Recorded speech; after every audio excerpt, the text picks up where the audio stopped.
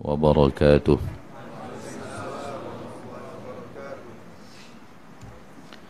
إن الحمد لله نحمده ونستعينه ونستغفره ونعوذ بالله من شرور أنفسنا ومن سيئات أعمالنا من يهده الله فلا مضل له ومن يضلل فلا هادي له أشهد أن لا إله إلا الله وحده لا شريك له وأشهد أن محمدا عبده ورسوله صلى الله عليه وعلى آله وأصحابه ومن تبعهم بإحسان إلى يوم الدين وسلم تسليما كثيرا. يا أيها الذين آمنوا اتقوا الله حق تقاته ولا تموتن إلا وأنتم مسلمون. يا أيها الناس اتقوا ربكم الذي خلقكم من نفس واحدة وخلق منها زوجها وبث منهما رجالا كثيرا ونساء واتقوا الله الذي تساءلون به والأرحام إن الله كان عليكم رقيبا. يا أيها الذين آمنوا اتقوا الله وقولوا قولا سديدا يصلح لكم أعمالكم ويغفر لكم ذنوبكم ومن يطع الله ورسوله فقد فاز فوزا عظيما. أما بعد فإن أصدق الحديث كتاب الله وخير الهدي هدي محمد صلى الله عليه وسلم شر الأمور محدثاتها فإن كل محدثة بدعة وكل بدعة ضلالة وكل ضلالة في النار. معاشر المسلمين, معاشر المسlimat, saudaraku saudariku, al-hadirin wal hadirat wal musyahidin wal musyahidat dimanapun anda berada, rahimani wa rahimakumullah. Pertama-tama sekali mari kita bersyukur kepada Allah Rabbul Izzati wal Jalalah yang telah memberikan kepada kita nikmat yang sangat teramat banyak,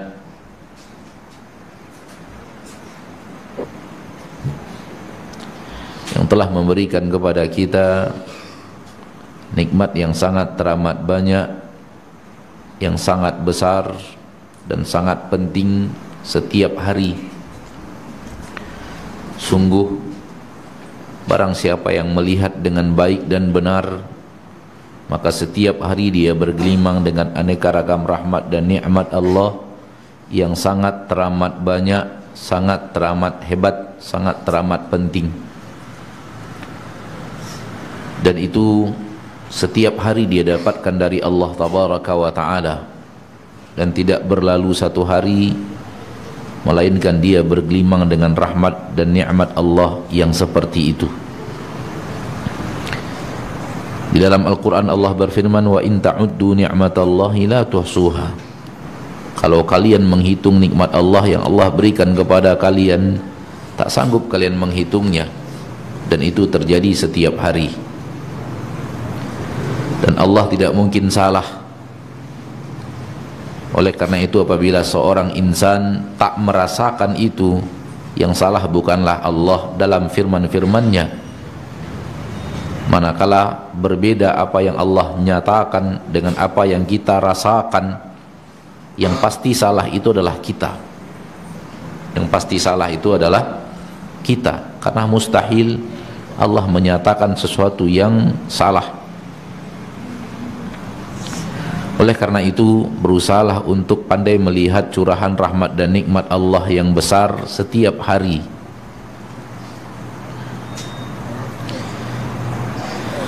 Jantung, paru-paru, darah, ginjal, pankreas, usus, oksigen, minuman, makanan.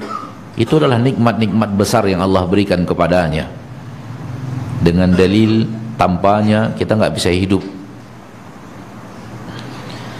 Adapun harta, kekayaan dunia, dia adalah nikmat yang tak seberapa manakala dibandingkan dengan apa yang tadi kita sebut.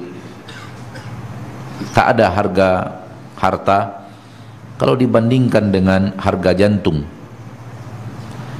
Hilang pentingnya mobil mewah kalau dibandingkan dengan nikmat oksigen. Tak ada nikmatnya rumah mewah kalau dibandingkan dengan nikmat darah.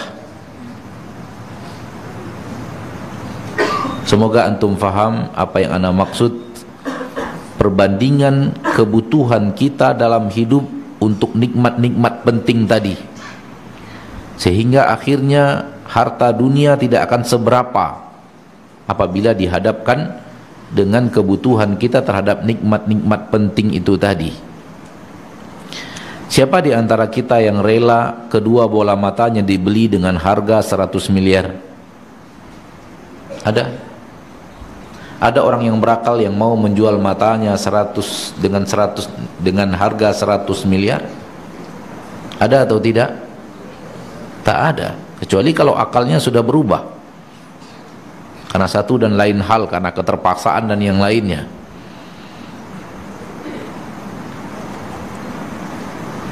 Dan mata itu Allah berikan kepada kita setiap hari. Kalau kita bisa melihatnya sebagai curahan rahmat dan nikmat Allah yang lebih penting daripada 100 miliar, maka kita akan merasakan betapa besarnya nikmat mata. Hal yang sama betapa besarnya nikmat lidah yang dengannya kita bisa berbicara, mengungkapkan apa yang kita mau, mengungkapkan isi hati, berbicara setiap hari dalam kegiatan dan kebutuhan yang sangat banyak. Dan lidah itu tak akan bisa digantikan dengan nilai 100-200 miliar seperti mata tadi. Sama juga. Hal yang sama dengan telinga, pendengaran. Intinya sebenarnya curahan rahmat dan nikmat Allah kepada kita sangatlah teramat banyak. Namun sayang sekali manusia terlalu menghitung nikmat dengan harta. Terlalu mengkorelasikan rahmat dan nikmat Allah adalah harta, sehingga akhirnya segala-gala dinilai dengan harta. Kalau harganya murah berarti tak seberapa, kalau harganya mahal berarti nikmat tingkat tinggi. Ini salah. Ini kesalahan besar ma'asyiral muslimin wal muslimat dalam kehidupan manusia di permukaan bumi. Yang percaya tidak percaya telah membuat mereka sulit untuk bisa bersyukur kepada Allah. Sulit untuk bisa bersyukur kepada Allah kalau begini sudut pandangnya. Sehingga kalau dia tidak memiliki rumah mewah, mobil mewah, harta melimpah, dia merasa tidak akan diberikan rahmat dan nikmat Allah, tidak dicurahkan rahmat dan nikmat oleh Allah. Akhi fid din, soal cinta dunia, kalau yang dimaksud adalah kecintaan terhadap harta, maka cinta dunia pada dasarnya adalah fitrah yang ada di dalam diri kita. Allah tabaraka wa ta'ala telah meletakkan di dalam diri kita kecintaan, meletakkan di dalam diri kita fitrah di mana kita mencintai harta. Dan apa yang terjadi di dalam diri kita kalau hanya selaras dengan fitrah saja, tidak melenceng kepada yang diharamkan Allah, maka itu adalah sesuatu yang tidak tercela. Maka pada dasarnya cinta harta suatu yang wajar, bukan suatu kesalahan dalam agama kita seseorang mencintai harta. Kenapa? Karena dia sedang berjalan di atas fitrahnya. Begitulah Allah tabaraka wa ta'ala memfitrahkan itu di dalam dirinya. Allah berfirman di dalam Al-Quran surat Ali Imran ayat yang ke-14, Zuyyina linnasi hubbus syahawati minan nisa'i wal banina wal qanatiril muqantarah minadh dhahabi wal fiddah wal khailil musawwamah wal an'am wal harth dzalika mata'ul hayatid dunya wallahu 'indahu husnul ma'ab. Telah dihiasi kepada manusia kecintaan syahwat kepada wanita.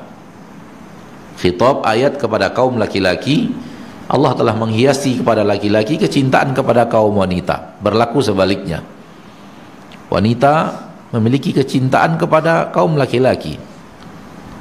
Wal banina, dan kecintaan kepada anak keturunan. Wal qanatiril muqantarah, dan kecintaan kepada harta yang melimpah ruah. Allah telah hiasi di dalam diri manusia ada kecintaan syahwat kepada hal-hal tersebut. Asyiral muslimin bisa lihat di sini bahwa mencintai harta yang melimpah ruah sesuatu yang telah Allah letakkan di dalam diri kita. Ini yang anak katakan fitrah. Maka cinta harta pada dasarnya adalah fitrah. Dia ada dalam diri setiap insan. Mau muslim, mau tidak muslim, mau pria, mau wanita, mau orang kota, mau orang desa, fitrah itu ada di dalam dirinya. Wal qanatiril muqantarah, dan kecintaan kepada harta yang melimpah ruah, minadh dhahabi wal fiddah, dari emas dan perak dan apapun yang menggantikannya, rupiah, ringgit, rial, dinar, yang menggantikan posisi emas dan perak dalam mata uang dan alat tukar. Minadh dhahabi wal fiddah wal khailil musawwamah, dan kuda-kuda pilihan. Kuda pilihan adalah kendaraan-kendaraan mewah. Kuda pilihan adalah tunggangan yang mahal dan yang menggantikannya. Dari tunggangan-tunggangan mahal, kendaraan-kendaraan, karena manusia sekarang tidak lagi berkendaraan dengan kuda, namun digantikan dengan kendaraan yang bukan kuda. Namun ada kendaraan biasa, ada kendaraan cukup bagus, ada kendaraan yang hebat, yang mahal, ada yang mewah lagi. Maka yang dimaksud di sini adalah kuda adalah tunggangan-tunggangan mahal, kendaraan-kendaraan mewah dan yang menggantikan posisinya. Wal an'ami, kecintaan kepada hewan ternak, peternakan yang mendatangkan uang, mendatangkan kekayaan. Wal harth, dan perkebunan, pertanian yang mendatangkan harta yang melimpah ruah. Lihat di dalam ayat ini Allah tabaraka wa ta'ala mengatakan kepada kita, Allah telah berikan kepada manusia kecintaan syahwat untuk semua itu. Maka di dalam agama kita, sekedar cinta harta tidaklah tercela, karena kita masih berjalan di atas fitrah. Agama Islam, agama yang Allah turunkan ke permukaan bumi melalui wahyu kepada Nabi, dan Nabi sampaikan kepada kita umatnya, agama fitrah. Di dalam Al-Quran surat Ar-Rum ayat 30,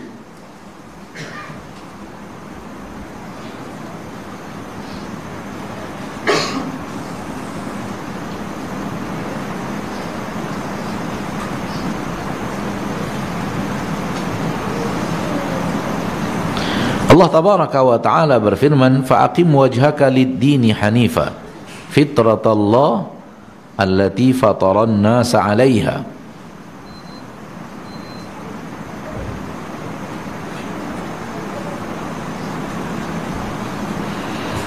Ya, di dalam surat Ar-Rum ayat yang ke-30. Fa'aqim wajhaka lid-dini hanifa, maka tegakkan wajahmu lurus kepada Allah dengan tauhid, menjauh daripada syirik. Ini makna hanif, untuk Rabbmu.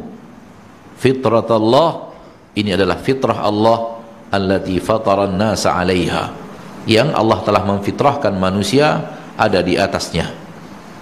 Maka agama Allah agama fitrah, dan semua yang berhubungan dengan fitrah saja, tidak melewati itu, tidak ada yang terlarang. Seperti manusia ketika ada hal yang menyulut emosi, lalu dia emosi, lalu dia marah karena ada sesuatu yang menyulut emosi. Emosi itu fitrah yang telah Allah letakkan di dalam diri kita. Kalau ada yang menyulutnya, maka di dalam agama kita ini emosi tidak dosa. Emosi tidaklah dosa. Marah itu bukan hal yang dalam agama kita tercatat sebagai maksiat. Maksiatnya adalah apabila sudah lebih daripada sekedar fitrah marah. Mulut mulai mencaci maki, tangan mulai memukul, kaki mulai menendang, melempari orang, memecahkan sesuatu, menzalimi orang lain ketika marah. Itu yang di luar fitrah. Itu yang diharamkan syariat ketika marah. Bukan marahnya. Nah, marahnya adalah fitrah. Selagi dia bertahan di atas marah saja, tidak melakukan penzaliman, tidak melakukan hal-hal yang sifatnya dosa disebabkan marah, maka marah itu adalah fitrah yang tidak tercatat sebagai dosa. Kenapa? Karena dia fitrah. Karena dia fitrah. Hal yang sama ketika kita sedih lalu menangis, itu fitrah.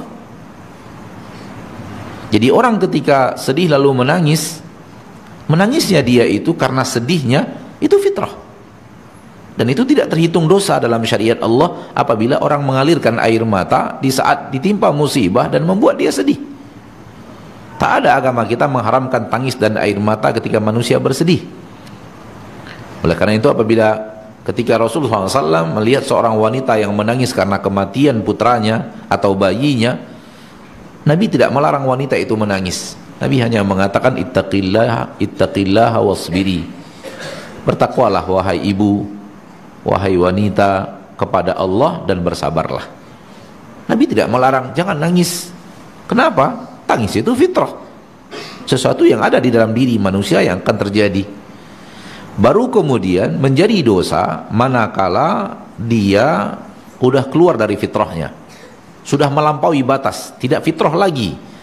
Dengan cara apa? Dengan cara memukul-mukul badan, menjambak-jambak rambut, merobek-robek pakaian,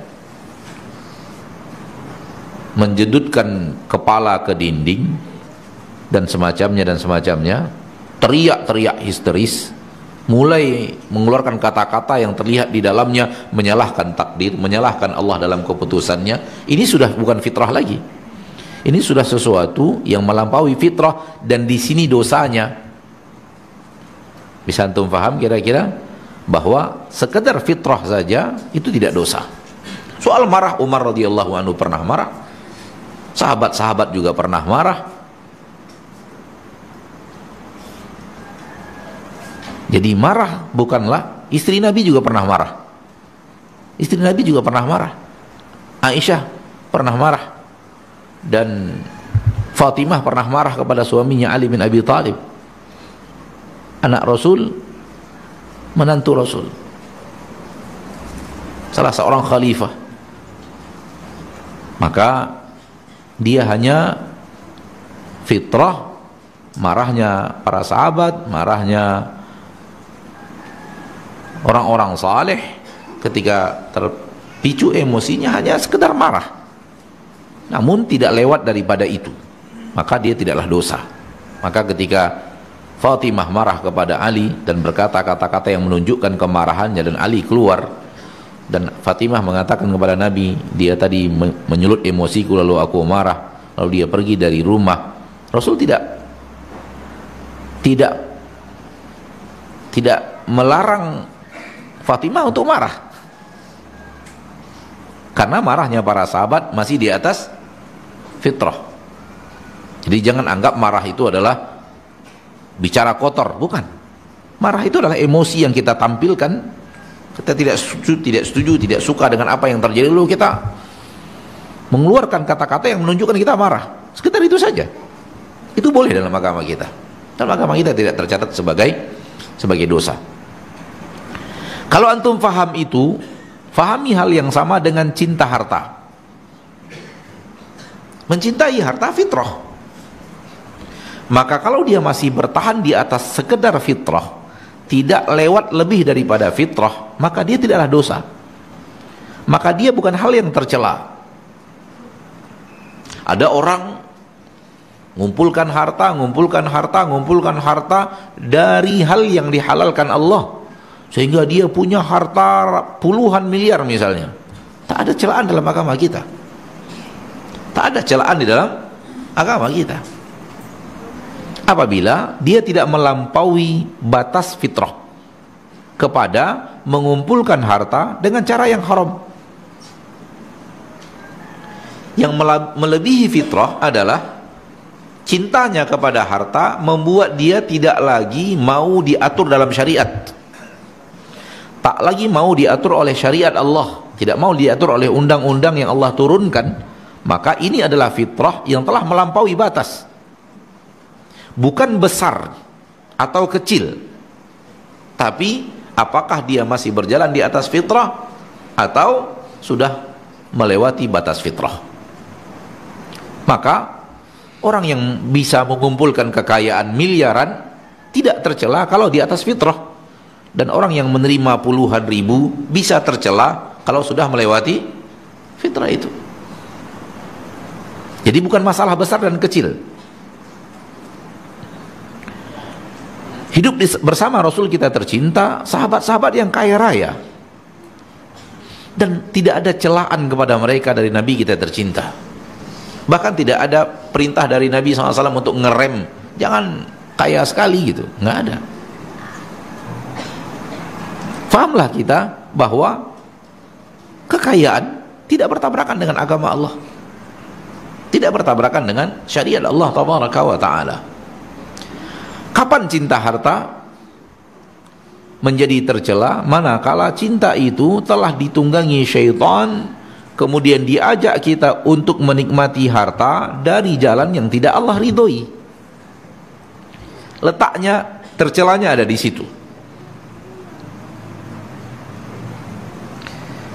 Maka selagi masih di atas jalan halal, soal banyak itu hanya soal fitrah, bahwa manusia suka yang banyak, bahwa manusia suka apa? Suka yang banyak, dan dia tidak salah. Dia tidak salah dan dia tidak dosa, walaupun dia tidak wajib, dia tidak harus. Kan sekarang sudah mulai orang nih, umat Islam itu harus kaya. Yang mengharuskannya siapa? Mana firman Allah, mana hadis Nabi yang mengharuskan seorang muslim harus kaya raya? Ayatnya di mana? Hadisnya di mana? Nggak ada.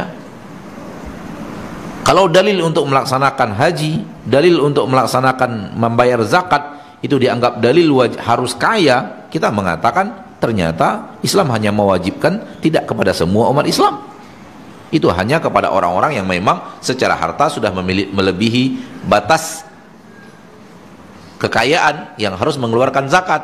Secara kemampuan finansial sudah membuat dia harus wajib pergi karena dia diberikan Allah karunia harta. Bukan semua orang wajib zakat dan semua orang wajib haji. Faham yang anda maksud? Apakah semua umat Islam wajib pergi haji? Jawabannya tidak. Yang ada kemampuan kan? Berarti tidak semuanya wajib haji. Hanya ketika Allah berikan kemampuan, akhirnya menjadi wajib dari sisi harta. Namun ketika Allah tidak berikan kemampuan, apakah hukumnya menjadi wajib? Jawabannya tidak. Tidak wajib. Maka harus kaya dengan dalil harus bayar zakat, harus kaya dengan dalil harus pergi haji. Ini dalil yang terlalu dipaksakan untuk sesuatu yang disukai fitrah. Paham tak anda maksud antum? Paham antum maksud anda? Dalil-dalil yang dipaksakan dengan sesuatu yang disukai fitrah. Fitrah manusia suka kaya pada dasarnya. Ya sudahlah, sekedar suka kaya silahkan anda suka kaya, tapi jangan paksa dalil untuk harus setunduk dengan kata-kata umat Islam harus kaya gitu. Kalau umat Islam harus kaya, harus ada dalil selain pembayaran zakat dan selain haji. Kata Nabi SAW, jauhi kefakiran misalnya. Nggak boleh umat Islam, nggak boleh fakir. Justru kalau kita kembali kepada hadis Nabi SAW, yang kita temukan adalah, aku takutkan kepada kalian bukanlah, yang aku takutkan kepada kalian bukanlah kefakiran, kata Nabi. Bukan itu yang aku takutkan kepada kalian. Hadisnya sahih dari Imam Bukhari.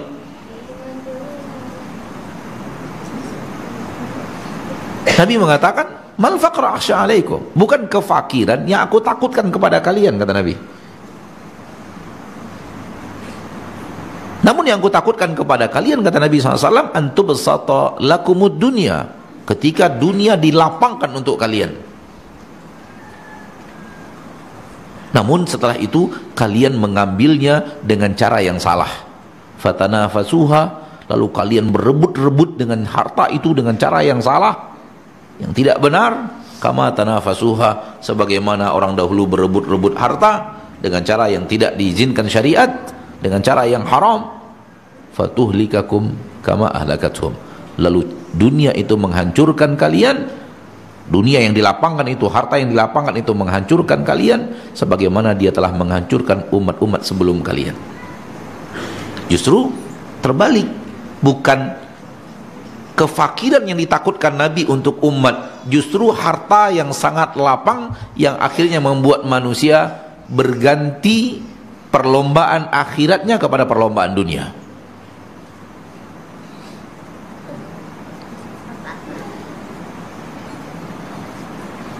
Kalau kita kembali kepada Al-Quranul Karim, kita akan menemukan yang dicela oleh Allah manakala cinta dunia itu, cinta dunia, harta dan kenikmatan maksudnya, cinta dunia itu kalau sudah mengalahkan cinta akhirat. Kalau sudah mengalahkan cinta akhirat. Ayat yang insya Allah semua kita hafal, Allah Tabaraka wa Ta'ala berfirman, bal tu'thiruna al-hayatad dunya.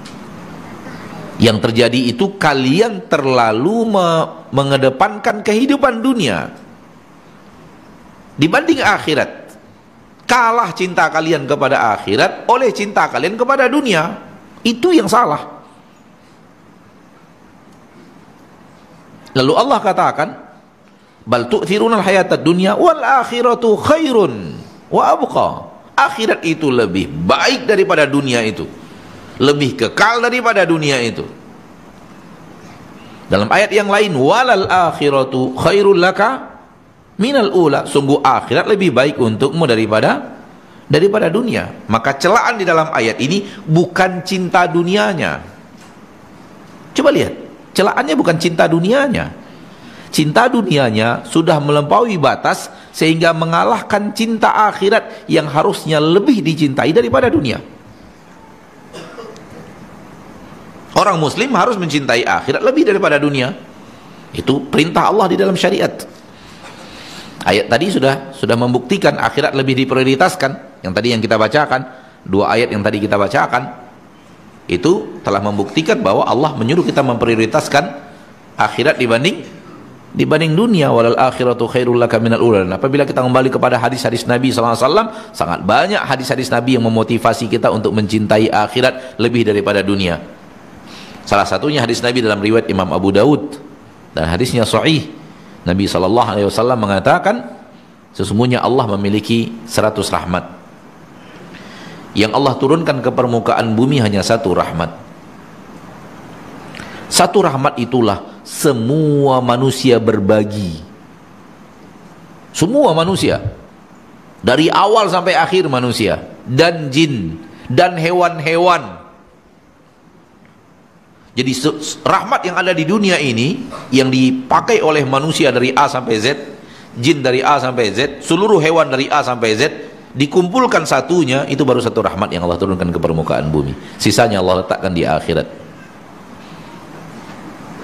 Tidakkah ini Nabi SAW menyuruh kita prioritaskan akhirat?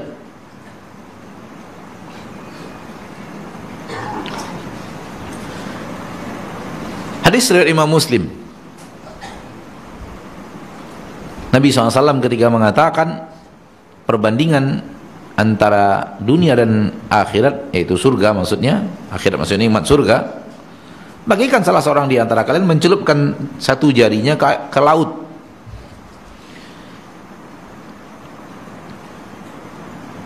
Mad dunya fil akhirah illa kama yaj'alu ahadukum usbu'ahu fil yam.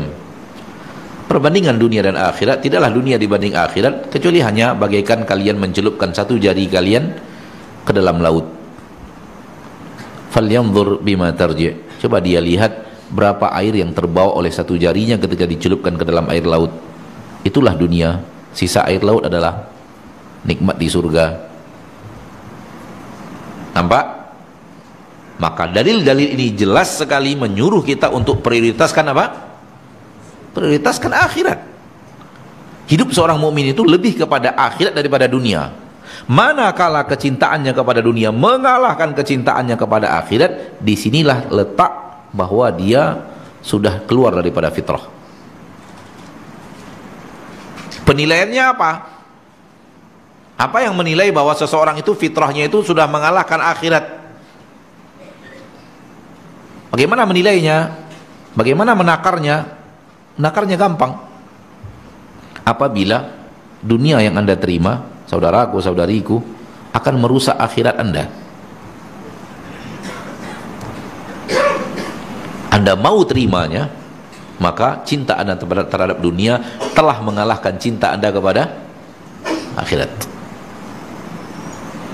Tetapi apabila dunia itu tidak merusak akhirat Anda, maka dia tidak terlarang untuk diambil sebanyak apapun.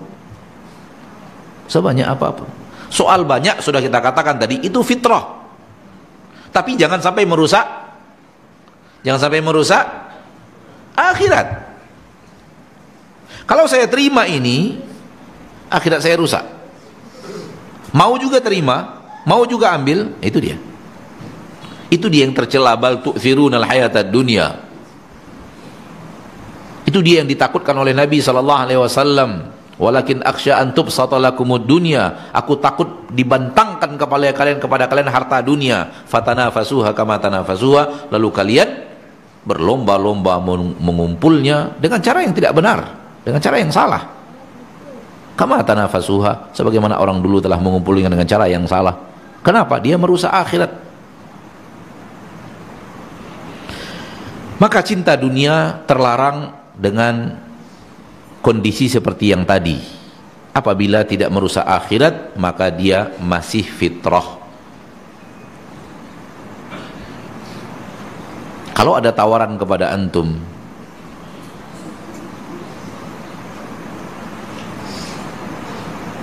ini ada uang 25 juta tapi halal,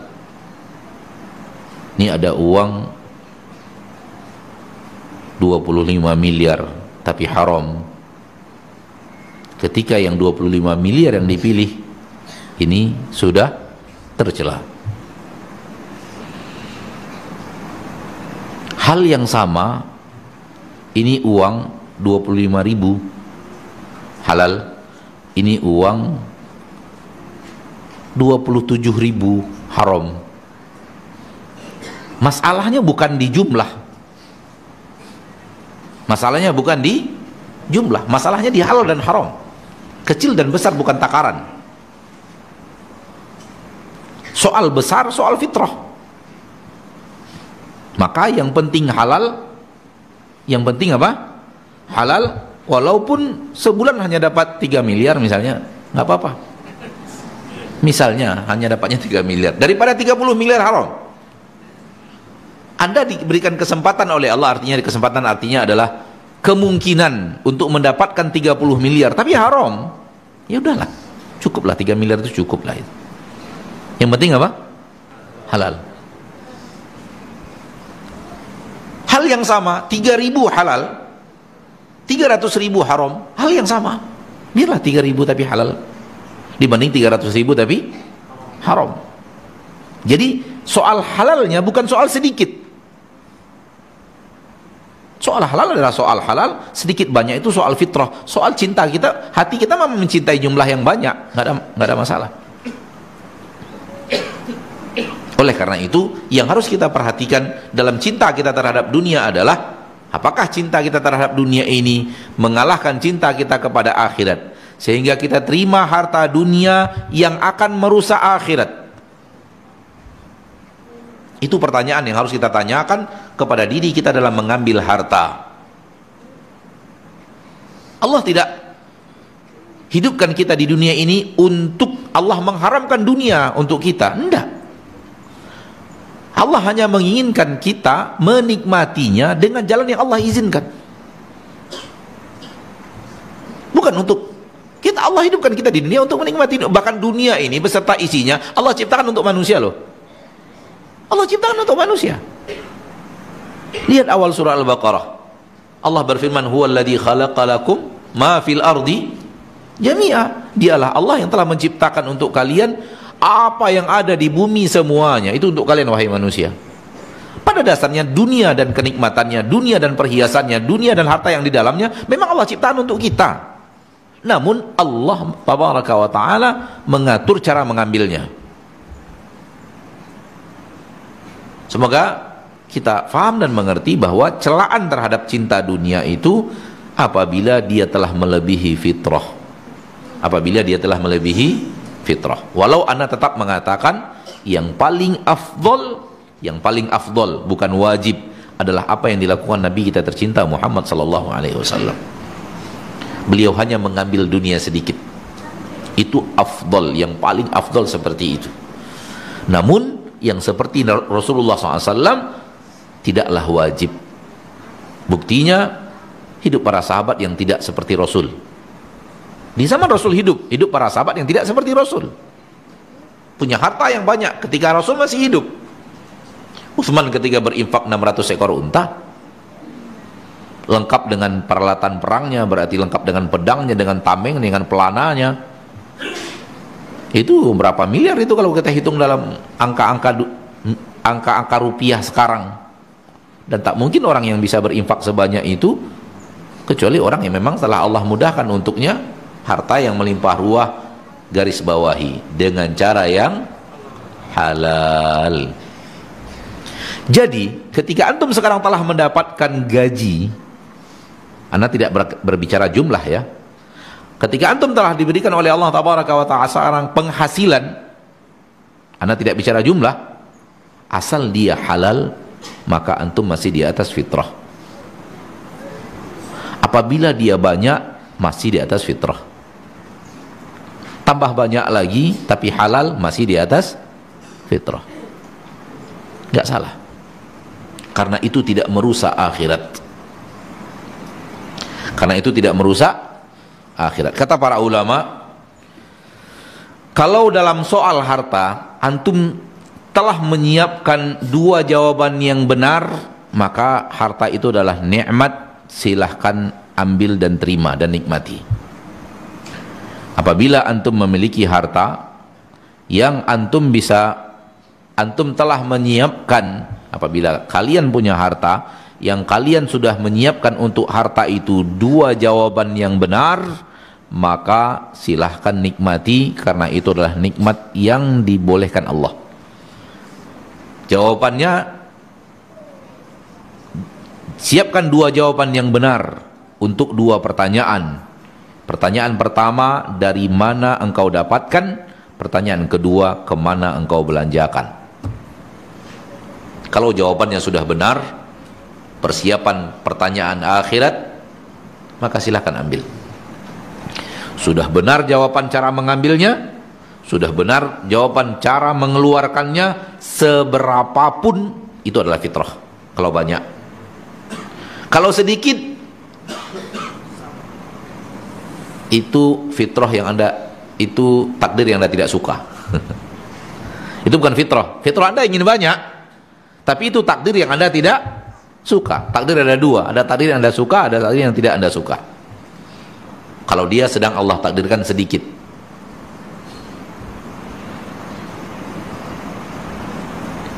ma'asyiral muslimin wal muslimat rahimani wa rahimakumullah, maka cinta dunia bukanlah sesuatu yang tercela ya. Dan hati-hati dengan cinta dunia, karena sering sekali ditunggangi syaitan, dan sangat mudah ditunggangi syaitan, sangat mudah. Kenapa? Sudah ada dalam fitrah itu. Kita hanya berusaha untuk mengontrolnya tetap di atas fitrah. terima yang dihalalkan, bukan urusan kecil dan besar. Tolak yang diharamkan, bukan urusan kecil dan besar.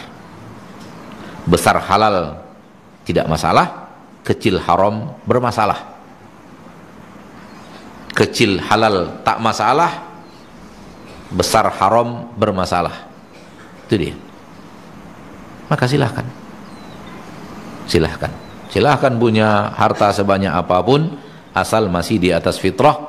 Dan takaran di atas fitrah itu adalah apa tadi? Tidak merusak akhirat. Maka di dalam agama kita tidak ada celaan. Apabila telah melampaui fitrah, diterima dengan tamak, diterima dengan tanpa lagi ada aturan, yang penting dapat. Itu bedanya perniagaan orang muslim dengan perniagaan orang kafir. Perniagaan orang kafir yang penting dapat, mau di dalamnya penzoliman, mau di dalamnya orang akan terlantar, mau di dalamnya orang akan hidupnya akan hancur, mereka nggak peduli, yang penting dapat. Orang muslim tidak demikian. Orang muslim bukan dapatnya yang penting sama dia, berkah di dalam hasil pendapatan, itu yang mereka perlukan, itu yang mereka inginkan, berkah di dalam pendapatan, bukan dapatnya.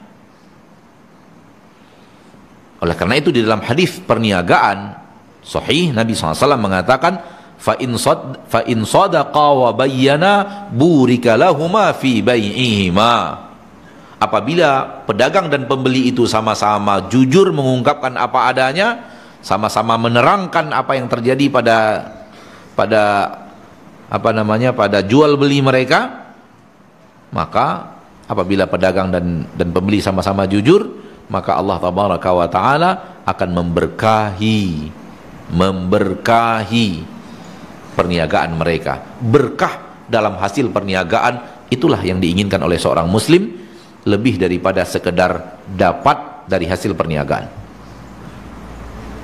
Apabila tidak demikian, maka akan jatuh kepada pola kafir dan orang yang tidak beriman kepada Allah, atau orang yang sudah tidak peduli lagi adanya Allah, yaitu yang penting ada, yang penting dapat, yang penting banyak, yang penting berlipat ganda. Tak peduli apakah di sana ada penzoliman, apakah di sana ada penderitaan untuk orang lain, dia tidak peduli. Yang penting dia bisa meraup keuntungan sebesar-besarnya. Dan kalau itu terjadi, maka telah ada di dalam dirinya cinta harta, cinta dunia yang tercela.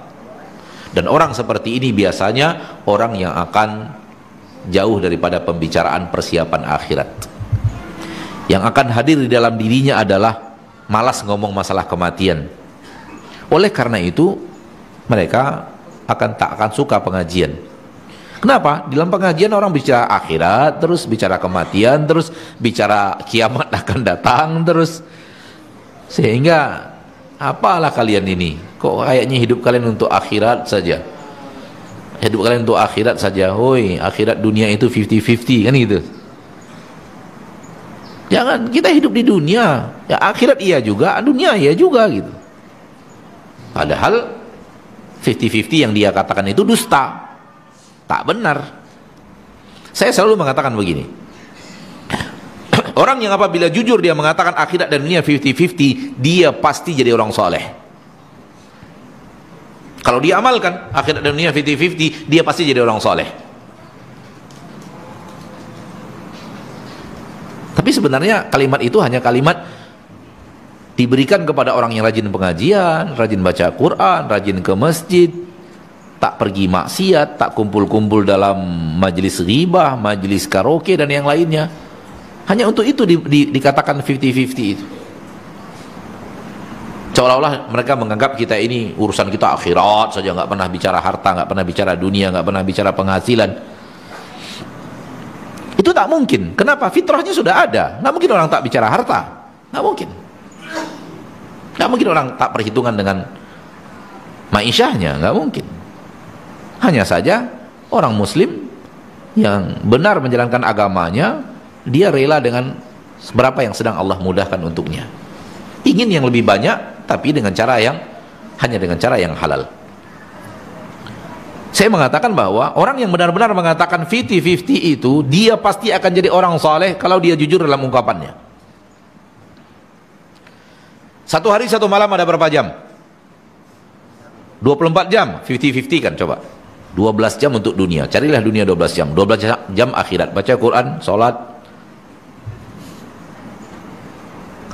Jadi orang saleh gak dia? Jadi orang saleh. Gajimu berapa sebulan? 15 juta, 7,5 untuk dunia, untuk keluarga, untuk kendaraan, 7,5 tabungkan untuk akhirat, letakkan di akhirat.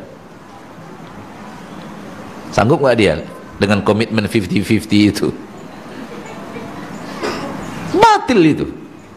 Islam pun tidak mengharuskan kita sampai kepada titik 50-50, enggak. Yang Allah minta dari kita tidak sebanyak itu, namun itu hanya kalimat yang mereka ucapkan dengan apa ya, dengan taklid buta, dengan terima begitu saja, dan untuk mencela orang-orang yang kira-kira seperti antum lah karakteristiknya gitu, kira-kira gitu, kira-kira kayak antum karakteristiknya. Nggak pernah pergi konser, nggak pernah pergi karaokean, nggak pernah pergi nonton bioskop gitu. Apalah enaknya hidup ke orang kayak itu, ngaji gitu. Itu sebenarnya yang mereka ingin katakan. Akhirat itu 50-50, ngaji boleh juga, karaoke juga kita gitu. Itu arti sebenarnya. Itu arti sebenarnya. Ya. Hidup kita di dunia, di akhirat. Allah saja mengatakan, Rabbana atina fid dunya hasanah wa fil akhirati hasanah. Tapi mereka tidak sadar apa yang mereka katakan, hanya beo yang mengeluarkan kata-kata, menirukan, dan tidak mengerti apa yang mereka ucapkan. Ya, wallahi kalau jangankan 50-50 ya, 25-75 aja udah hebat itu. 25-75 aja udah hebat itu. Kalau dia serius. Serius dalam ucapan, serius dalam amalan. 24 jam sehari bagi 4, seperempat untuk dunia, untuk akhirat. Ambillah sisanya untuk dunia. Yang seperempat dari satu hari satu malam ini harus untuk sholat, untuk zikir, untuk baca Quran, untuk pengajian. Nanti kalau terima gaji bagi 4, seperempatnya ini untuk pembangunan masjid, seperempatnya untuk 25%-nya untuk, ya akhi, Allah hanya minta 2,5% satu kali setahun. Lihat, Allah yang minta cuma sedikit. Tapi itulah dia tadi. Ketika cinta kepada dunia berlebihan, akhirnya merusak keinginan untuk bersiapan akhirat dan membenci hal-hal yang berhubungan dengan pembicaraan kematian, pembicaraan hari akhir, pembicaraan, karena mereka punya cita-cita hidup yang lebih panjang, punya cita-cita mencari yang lebih panjang, cita-cita menumpuk yang lebih banyak, sehingga usia mereka pun tidak akan cukup untuk cita-cita mereka tersebut. Wallahu ta'ala alam. Ini yang bisa Anda sampaikan secara materi pada kesempatan yang berbagi ini, semoga bermanfaat. Karena tadi sudah diumumkan 45 menit ya. Ini kayaknya sudah 50 menit lebih. 50 ya, atau lebih kurang segitu. Jadi mohon maaf kalau ada korupsi sedikit menitnya. Pertanyaan pertama yang telah datang, Ustaz, saya mau bertanya tentang zakat profesi, zakat pendapatan, wajib atau sunnah. Zakat pendapatan menjadi wajib apabila telah memenuhi kriteria wajib zakat. Apabila telah memenuhi kriteria wajib zakat, maka pendapatan menjadi wajib zakat. Namun apabila tidak memenuhi kriteria wajib zakat, maka pendapatan tidak wajib zakat. Kapan pendapatan itu memenuhi kriteria? Pertama, apabila dia telah mencapai 85 gram emas. Hitungan bukan pendapatan, salah. Pendapatan itu Ketika ditabung, tabungannya bukan pendapatannya ya. Tabungan dari pendapatan itu telah mencapai 85 gram emas. Emas berapa sekarang gram? Kali 85. Angkanya berapa? Sekitar 100 juta sekian ya. Dari pendapatan tadi Anda punya rekening yang di atas 85 gram emas. Itu syarat pertama.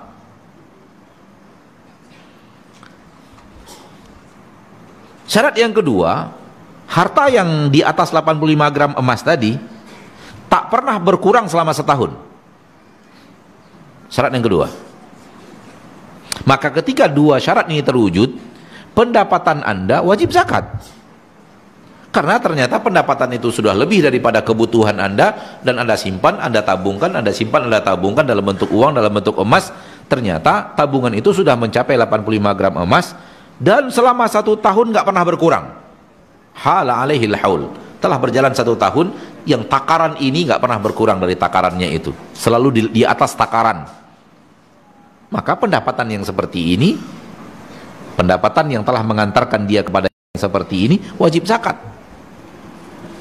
Tetapi kalau pendapatan itu tidak seperti itu, contoh dapat 20 juta setahun, sebulan, tapi untuk sewa rumah, untuk ini, untuk anak kuliah, untuk anak sekolah, hampir nggak ada tabungan misalnya, maka pendapatan seperti ini tidak wajib zakat.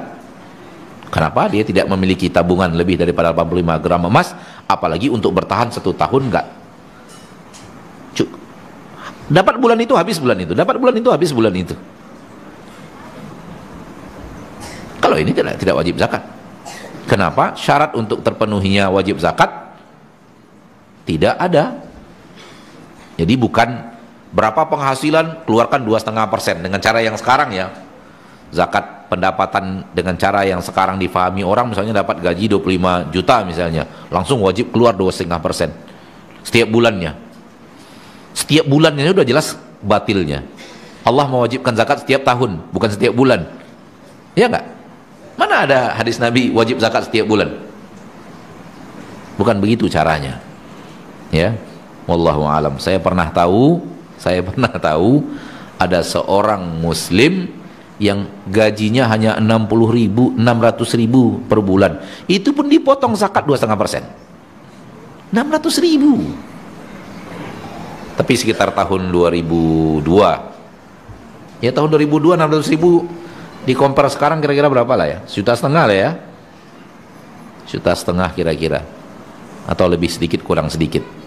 Hanya 1,5 juta per bulannya, itu pun diambil zakat oleh orang yang mengambil zakat 2,5%. Ya Allah, bukannya dianya wajib harus terima zakat, malah harusnya dia terima zakat, harusnya malah diambil zakat dari dia. Inilah hal yang salah dalam pemahaman zakat yang tadi ditanyakan.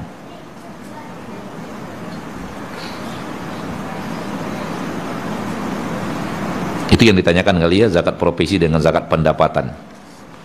Profesi maksudnya adalah gaji dari profesi kan? Zakat profesi sama dengan zakat pendapatan. Kalau itu maknanya, ya makna seperti yang tadi, setiap dapat gaji langsung potong 2,5%, itu makna yang salah atau cara mengeluarkan zakat yang salah. Ustadz, kalau harta saya punya tabungan seperti syarat tadilah, namun saya keluarkan per bulan ketika terima zakat, ketika terima gaji, boleh tidak Ustaz? Jawabannya boleh. Artinya apa? Daripada ditumpuk di akhir tahun dia dibayar, dicicil dulu dari awal. Itu boleh. Keluarkan 2,5%, niatkan zakat. Keluarkan 2,5%, niatkan zakat. Keluarkan 2,5%, niatkan zakat. Setelah 1 tahun, hitung. Wajib zakat ternyata sekian. Yang sudah dikeluarkan sekian, sisa sekian, sisanya keluarkan. Itu boleh. Tapi bukan dalam makna yang tadi ya. Dalam makna yang awal yang Anda katakan, zakat yang sebenarnya, namun pengeluarannya dicicil agar tidak terasa berat di akhir. Keluarkan 2,5, catat. Di akhir tahun maka dihitung, oh ternyata yang wajib zakat kita misalnya 80 juta misalnya, wajib zakatnya 2,5% dari harta yang wajib dizakat, yang harus dizakatkan jumlahnya 80 juta, yang sudah kita keluarkan udah 55 juta ini, berarti sisanya 25 juta lagi keluarkan, karena sudah wajib 80 juta di harta Anda yang Anda sudah cicil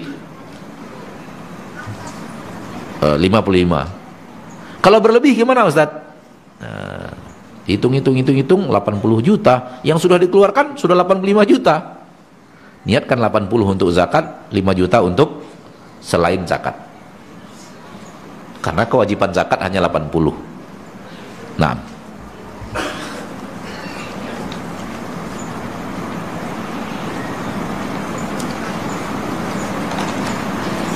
bolehkah kita bekerja dari pagi sampai malam untuk nafkah keluarga karena penghasilan sedikit? Oleh karena yang tadi ibadah sunnahnya tidak dikerjakan. Orang mengira ibadah itu hanya ke masjid, hanya sholat. Antum sambil kerja bisa nggak mengucapkan subhanallah walhamdulillah wala ilaha illallah wallahu akbar? Bisa nggak? Sambil menunggu pelanggan bisa nggak baca Quran? Lalu apa yang menghalangi Anda untuk ibadah? Jangan kira ibadah itu hanya sholat. Ibadah itu luas. Sambil nyetir antum bisa ibadah, sambil menunggu pelanggan bisa ibadah. Bahkan mencari rezeki itu sendiri diniatkan mencari yang halal dan benar-benar tidak mau menerima yang haram. Bahkan syubhat pun kita tidak mau menerimanya. Kalau benar niat Anda seperti itu agar mendapatkan penghasilan yang berkah, menafkahi keluarga yang halal, itu pun adalah ibadah. Ada apa? Ditabrak-tabrakan antara mencari nafkah dengan ibadah? Tidak bertabrakan sama sekali. Manfaatkan waktu yang ada untuk ibadah. Dan niat pekerjaan mencari harta yang halal untuk menafkahi yang halal menjadi ibadah. Supaya berkah hidup kita, berkah harta yang didapatkan oleh istri dan anak-anak kita, berkah juga akhirnya hal yang akan menjadi buah daripada tersebut. Itu sudah ibadah. Pekerjaan dari pagi sampai malam, dari mana tadi katanya? Dari pagi sampai malam itu sudah ibadah. Tambah lagi ketika pelanggan belum datang untuk baca Quran. Tambah lagi sambil jalan ngambil barang ke gudang berzikir. Tidak berhalangan ya akhi. Agama Allah itu lapang, mudah, tak sesulit yang antum bayangkan. Jadi jangan kira bahwa semua itu akan menghalangi Anda dari ibadah. Asal yang wajibnya sudah dikerjakan pada tempatnya, pada waktunya, yang lainnya bisa sambil jalan, sambil dagang, sambil bisa, sangat bisa. Ya, wallahu a'lam.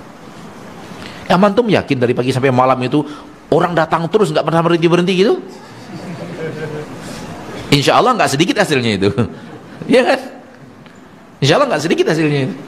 Kalau memang dari pagi sampai malam nggak berhenti konsumennya, walau hanya es teh manis, tapi dari pagi sampai malam nggak berhenti konsumennya, itu sudah nggak sedikit lagi penghasilannya itu.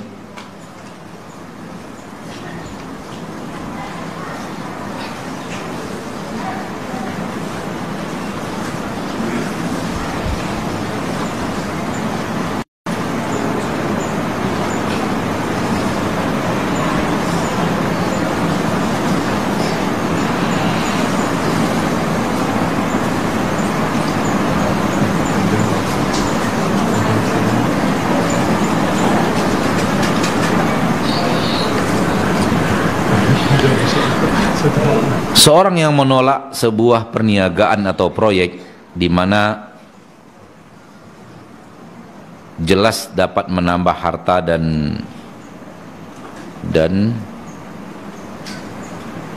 sudah dapat dipastikan pendapatan saat itu adalah halal dan tidak mengganggu akhirat. Ada proyek halal, tidak mengganggu akhirat, namun ditolak dengan dalih merasa sudah cukup dengan yang sudah ada. Apakah hal ini adalah qanaah atau sifat malas? yang datangnya dari syaitan. Ana hanya bisa mengatakan antum manusia melawan fitrah. Ana hanya bisa mengatakan manusia melawan fitrah. Fitrahnya itu banyak. Dan ketika ada kesempatan banyak dan halal dan ditolak, itu pekerjaan melawan fitrah. Itu aneh. Namun tak dosa. Itu aneh namun tak dosa. Orang justru mencari yang banyak. Sekarang sudah ada kesempatan mencari yang banyak dan halal, harusnya semangat. Sudahlah banyak, halal lagi. Udah cukup yang sekarang. Akhi fiddin, kalau sudah antum dapatkan, antum bisa bangun masjid. Atau kalau antum sudah dapatkan, antum bisa bolak-balik ke Mekah. Atau bisa memberangkatkan orang untuk berangkat umroh. Atau membantu fakir miskin, membayar hutang saudara antum yang banyak utang, kayak yang depan anak ini banyak utang. Misalnya banyak utang, banyak. Ini kan banyak, antum kan banyak kan?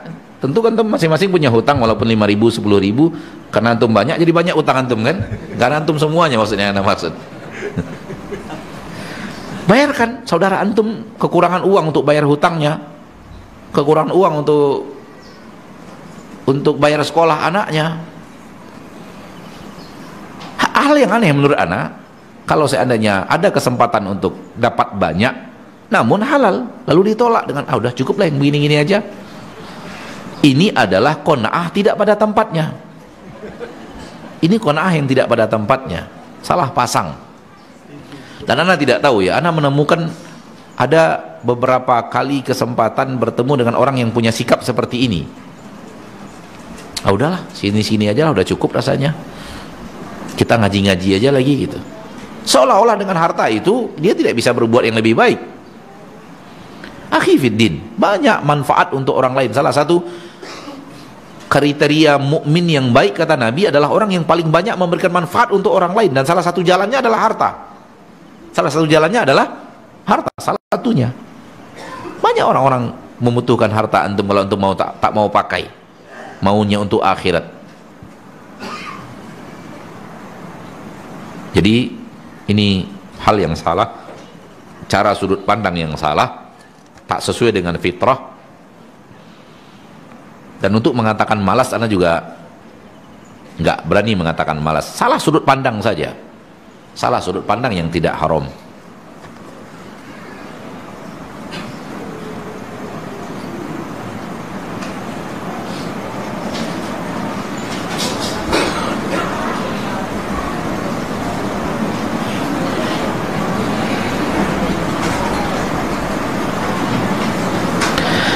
Apakah konsep menabung dalam sudut pandang Islam?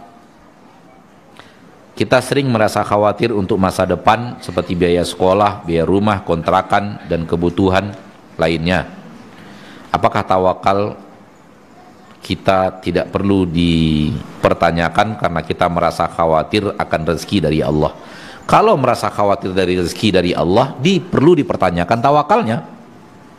Itu tawakalnya sudah perlu diperbaiki. Ya, kalau meragukan, mengkhawatirkan rezeki dari Allah, jangan khawatirkan rezeki. Allah sudah menjamin, asal kita mau bergerak mencari rezeki, Allah menjamin pasti dapat rezeki. Wa ma min dabbatin fil ardi illa 'ala Allahi rizquha. Dan tidak ada yang bergerak di permukaan bumi, tak ada yang bergerak di permukaan bumi mencari nafkah, melainkan Allah berjanji, Allah telah mewajibkan atas dirinya rezeki orang tersebut, rezeki hewan tersebut, asal dia bergerak mencari nafkah, dapat rezekinya. Allah berjanji. Maka jangan pernah khawatir.